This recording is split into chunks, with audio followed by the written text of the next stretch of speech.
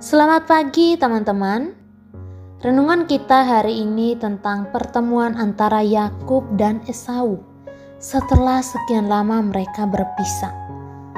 Tentunya kita sudah tahu alasan mengapa mereka berpisah, yaitu ketika Yakub menipu ayahnya bahwa dia adalah Esau, sehingga diberkati sebagai anak sulung, anak pertama. Hal inilah yang membuat Esau dendam dan berjanji akan membunuh adiknya. Nah, pada pasal 33 ini diceritakan bahwa mereka akan bertemu kembali. Dan pastinya sebelum pertemuan itu ada perasaan takut di hatinya Yakub. Mungkin dia juga berpikir bahwa Esau ini masih marah terhadap dia, atau bahkan mungkin dia berpikir kalau ketika mereka bertemu Esau akan membunuhnya. Namun semuanya itu terjadi di luar dugaan.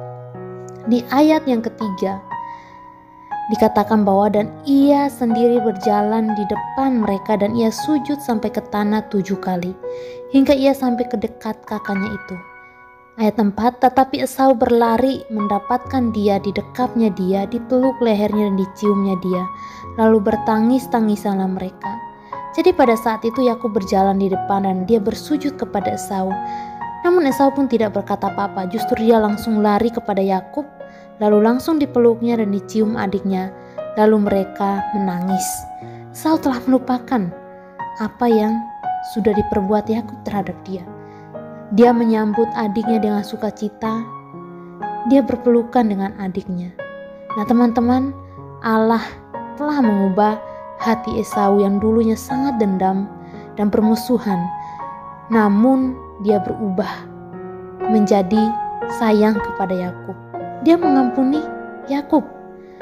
Kasih Allah sendirilah yang membuat keduanya melupakan apa yang pernah terjadi di antara mereka. Esau yang begitu membenci adiknya, namun saat ini dia menerima kembali adiknya, mengampuni adiknya. Melalui kisah ini sebenarnya mau mengingatkan setiap kita. Mungkin kita punya pengalaman seperti Esau. Mungkin di dalam berteman, kita pernah bertengkar dengan teman kita atau mungkin dengan saudara kita sendiri. Dan bisa saja ada yang tersinggung atau sakit hati.